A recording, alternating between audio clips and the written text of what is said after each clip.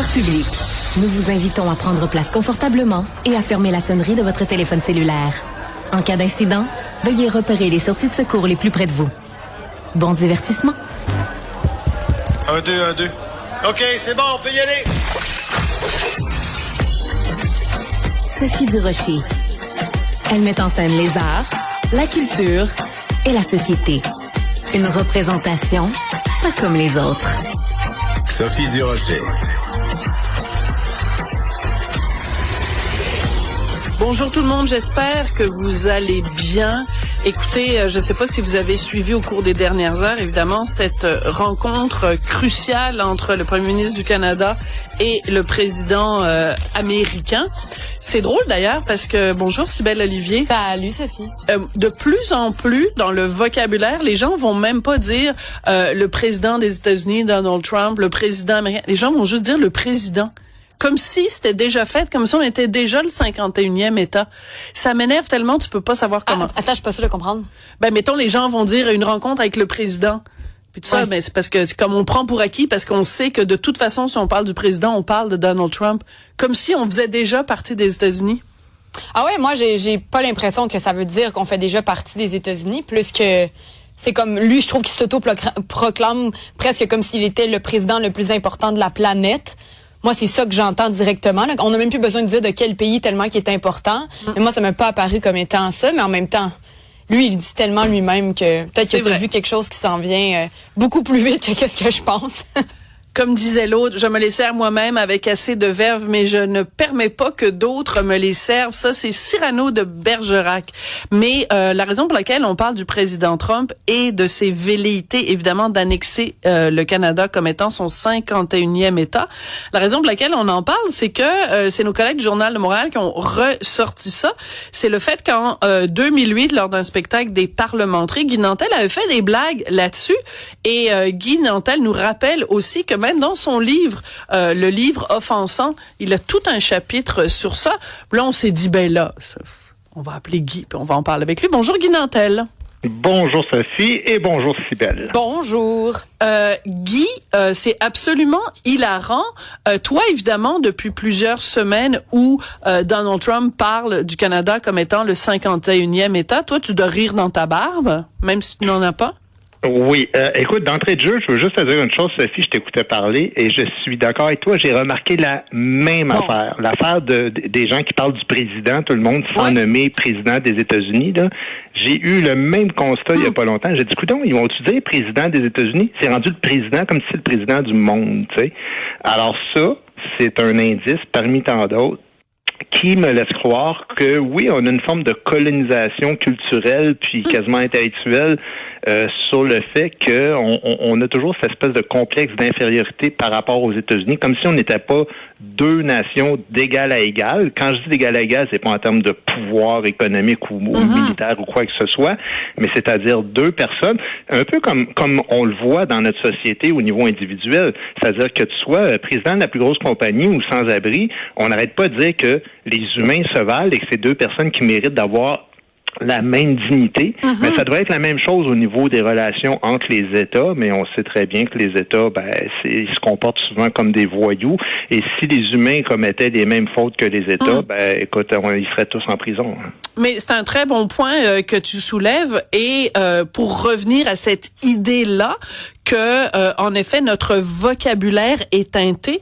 Moi, je suis assez fascinée parce que, donc, j'ai devant moi le chapitre 9 de ton livre, le livre Offensant. Rappelle-nous simplement en quelle année ça a été publié, le livre Offensant? Je pense que c'est 2021. Je l'ai écrit en 2020, je pense, puis c'est en 2021 qu'on l'a publié. C'est tout récent. Alors là, le chapitre 9, carrément, le titre du chapitre, c'est le 51e État américain.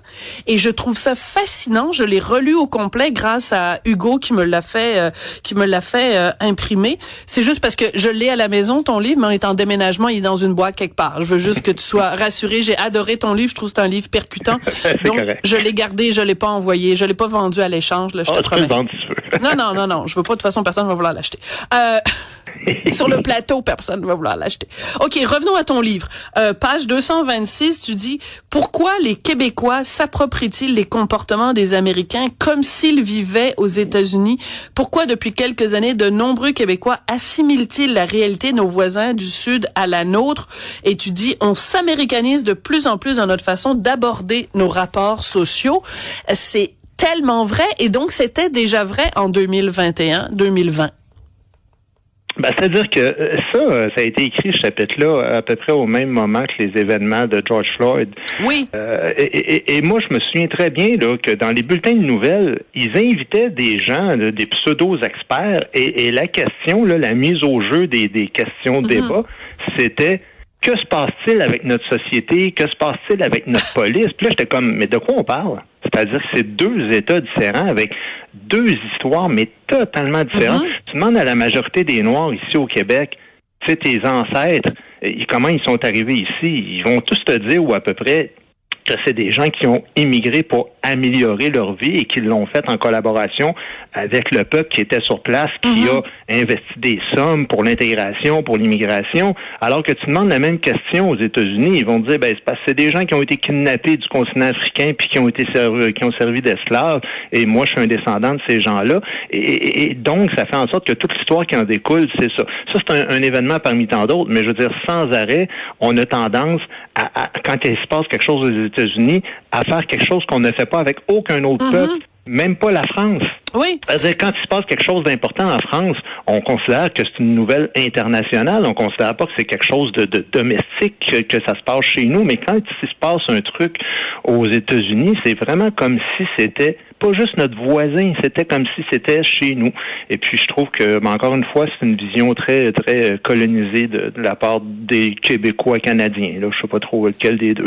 Oui, mais tu vas plus loin, c'est que tu parles aussi d'un phénomène qui, moi, me tombe sur les rognons, tu ne peux pas savoir comment. C'est la place totalement démesurée que les nouvelles américaines occupent dans nos bulletins de nouvelles. Donc, tu as écrit ce livre-là et tu parles de ce phénomène-là. Tu l'as écrit en 2020, mais si tu l'écrivais aujourd'hui, mon Dieu, tu t'arracherais les... Ah ben non, j'allais dire t'arracherais les cheveux sur la tête, mais c'est pas une bonne image dans ton cas, Guy. Justement, je les ai arrachés en 2020, là. Fait qu'il en reste plus à cause de ça. Mais c'est sûr. Mais c'est épouvantable, Guy, c'est épouvantable. Depuis le 6 janvier, même avant les élections, puis tout ça, puis même avant l'arrivée au pouvoir, le retour au pouvoir de Donald Trump, on avait... il s'est passé quelque chose dans le fin fond du Wisconsin. Il y a un candidat démocrate qui a dit ci, puis tout ça. Puis là, j'écoute les nouvelles, puis je me dis, mais parlez-moi du Parti québécois, parlez-moi du Parti conservateur. Qu'est-ce que c'est ça, cette affaire-là? Ben, tu dis Parti québécois, moi, c'est là-dessus, entre autres, que j'avais écrit une partie du chapitre, c'est-à-dire que moi, j'étais dans la course à chefferie en 2020, et puis je me souviens qu'à la fin de nos débats, là, personne parlait du contenu de nos débats. Puis là, le trois quarts des nouvelles, c'était les États-Unis, puis Trump, puis ci, puis ça, puis les affaires de Floyd. Puis je sais pas qu'il faut pas en parler, mais tout ce que je dis, c'est que tu sais, j'ai quand même visité comme une 60aine de pays dans ma vie. Puis je peux te dire une chose, c'est que quand tu vas au Népal, là, le trois quarts du bulletin d'information, il parle pas de l'Inde. Puis quand tu vas dans un pays qui est voisin de la Chine, ben, que ce soit la Thaïlande ou le Vietnam, n'importe quoi, ils passent pas leur temps à parler de la Chine. Ils parlent de leurs nouvelles à eux autres. Puis de temps en temps, oui, il y a quelque chose, un rapport commercial ou quoi que ce soit avec l'autre pays, ils vont en parler. Mais c'est pas sans arrêt les nouvelles. Moi, quand je vois même des génériques d'ouverture aujourd'hui aux États-Unis, je fais comme, mais coudonc, qu'est-ce qui se passe ici, là? Ouais, t'as tout à fait raison. Et quand tu disais tout à l'heure, des fois, il se passe des choses extrêmement importantes, par exemple en France, et on les couvre pas du tout de la même façon qu'on a couvert, par exemple, George Floyd, mais d'autres affaires aussi, d'autres, mettons, des tueries dans des écoles ou des choses comme ça. Tu sais, Samuel Paty, professeur d'histoire-géographie, est non seulement assassiné, mais décapité. Et il n'a pas eu la moitié du tiers, du quart du début du commencement de la couverture. Il n'y a pas eu des panels ici au Québec pour dire, voyons qu'est-ce que ça dit sur notre société. Donc, on est vraiment acculturé. Donc, ça, c'était le premier exemple. C'était évidemment ton excellent livre. Et je faisais des blagues tout à l'heure, Guy, mais c'est un livre extrêmement important, un livre courageux. Donc, si vous ne l'avez pas chez vous, je ne sais pas s'il est encore en vente dans les librairies, mais empruntez-le à la bibliothèque, lisez-le. Parce que Guy Nantel, c'est pas juste quelqu'un qui fait rire le monde, c'est aussi quelqu'un qui fait réfléchir. Alors, je veux qu'on parle aussi de cette vidéo qui date de 2008, où, à un moment donné, tu participes donc au parlementerie. Ça, c'est un faux parlement avec des faux députés qui sont joués par des humoristes. Donc, on a un petit extrait que mon collègue Jean-Philippe va nous faire jouer, où tu évoques justement un 51e État. Et deuxièmement, afin de faire en sorte que la culture francophone ne soit pas menacée en Amérique du Nord, je prends sur moi de déclarer aujourd'hui qu'au lendemain d'un référendum gagnant, on devienne le 51e État américain, Monsieur le Président. Non, c'est parce que j'ai rencontré George Bush là-dessus, moi, puis il était très sensible à la culture francophone, hein. Oui, il veut même prendre soin de nous, comme il me disait dans sa langue, I'll take care of you, fucking frogs. C'est vraiment très drôle. Qu'est-ce que ça te fait? Donc, on ressorte évidemment ces extraits-là où toi-même, tu t'en fais la promotion en disant j'étais, Nostradamus Nantel, là? Non, écoute, honnêtement, là, Sophie, avant que le journal sorte cet extrait-là hier, j'avais aucun souvenir de ça. Je me souviens même pas d'avoir fait C'est très drôle. Je te jure, donc ça me fait comme n'importe qui l'entend pour la première fois. J'ai pas de mémoire, fait que j'écoute ça, puis ben oui, écoute, c'était bon. C'est le fun, c'est original, mais c'est quand même pas moi qui ai inventé ça, là. Je veux dire, parler du 51e État américain, ça fait 50 ans là que c'est quelque chose qui a toujours été évoqué dans notre société. Encore une fois, pour les raisons dont on parlait hier, c'est-à-dire qu'on n'est jamais trop sûr d'être québécois, on n'est jamais trop sûr d'être canadien, on n'est jamais trop sûr d'être américain ou européen. On dirait qu'on est plein d'affaires en même temps. Ça fait que c'est quelque chose qui ressort de temps à autre. Mais c'est intéressant aussi parce qu'il y a un phénomène depuis justement que Donald Trump parle du Canada comme un 51e État, il y a une résurgence d'une forme de nationalisme canadien. Ça peut être normal pour des gens dans le reste du pays, mais ici même au Québec, il y a des gens qui disent, qui oublient complètement que le Canada est un agresseur et est un oppresseur pour d'une certaine façon pour la société québécoise. Puis des gens qui étaient peut-être des souverainistes mous, tout d'un coup se mettent à brandir le drapeau canadien en disant oui, je me sens canadien, je suis fier d'être canadien. Comment t'interprètes ça, Guy? Ben, écoute, c'est sûr que on dirait que nous autres, nos convictions sont faites en plastine ici au Québec, hein. Fait que, je veux dire, c'est assez modelable, là, tout ça. Puis moi, j'ai pas de problème à ce que le Parti libéral du Canada joue cette carte-là de nationalisme. Là, chacun joue sa game politique comme il veut. Mais quand tu utilises des slogans comme Maître chez nous, alors qu'ils nous ont toujours craché dessus par rapport à la même vision qu'on avait les Québécois envers le Québec, en disant qu'on était fermés sur nous autres, puis que c'était une façon, c'était presque une façon polie de dire qu'on était raciste, et qui se servent de ça aujourd'hui.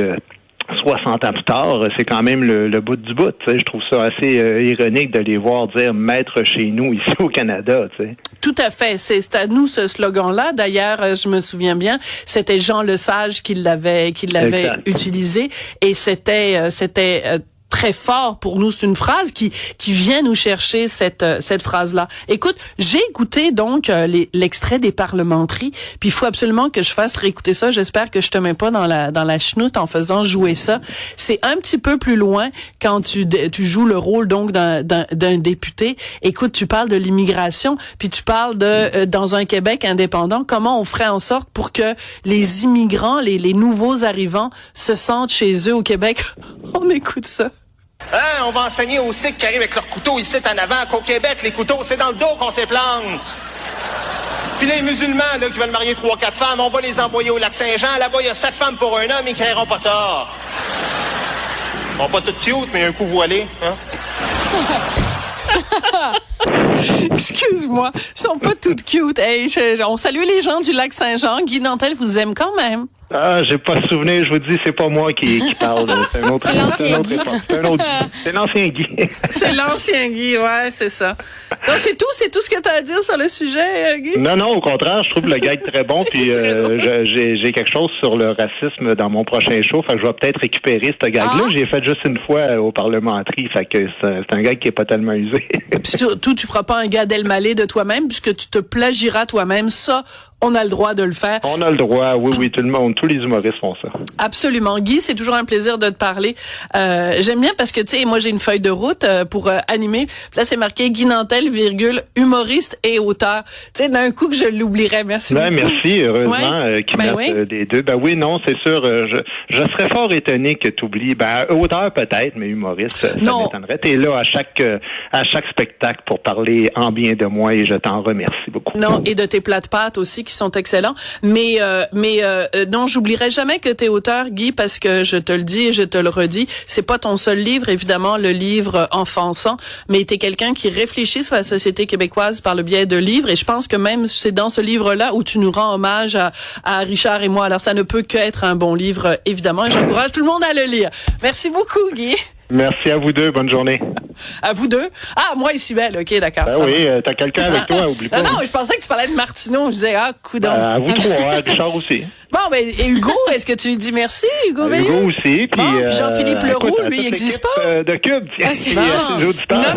OK, ça suffit, le têteux, là. OK, merci. OK, bye. Merci, au revoir. Salut. Cube